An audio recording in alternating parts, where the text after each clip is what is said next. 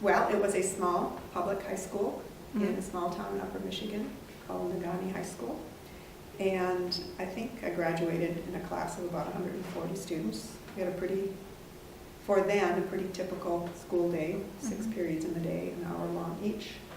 And a pretty standard program of our science, math sort of program. We had a good fine arts program, good music program, languages, I think.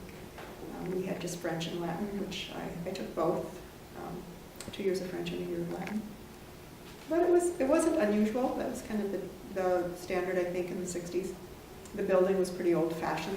It's actually been torn down since, but it was one of the typical brick, 3-story brick high school buildings. Actually, the junior high school was attached to it as well, so not unlike here. We were physically attached to each other. I had a senior English teacher. Her name was Berlene Miller. She was quite a character. I enjoyed her a lot. She was pretty challenging, and I was at that time I didn't realize I was going to end up going into sciences, so I had a pretty broad range of interests, and she was very challenging. She really got us to read and write at a level that was pretty sophisticated for high school, which I enjoyed. What I remember about her was she was quite a character, but she never went to high school graduations. She had been teaching it for quite a long time, and she said she got just too emotional when she saw us all graduate, so she couldn't bring herself to go to graduation. So she was a favorite teacher. My English teacher was also my debate coach. I was a debater in high school.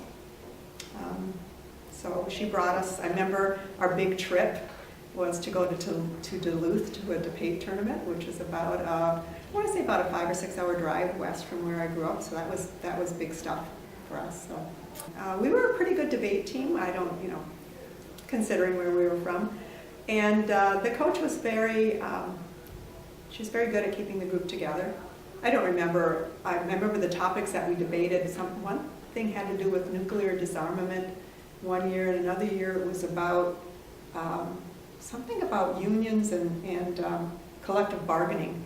So those were the topics that I can only remember those two from the year. But yeah, we would travel around, mostly just travel locally through the local high schools for our tournaments. So going to Duluth was the big thing. So yeah.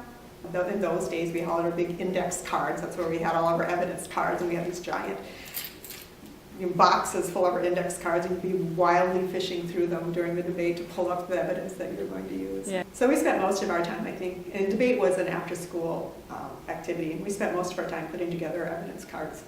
I imagine it must be a lot easier to do your research now with internet and everything electronically. We were doing it the old-fashioned way, so it was a pretty tedious process, and it limited what we could research, but it still made it an exciting, rewarding kind of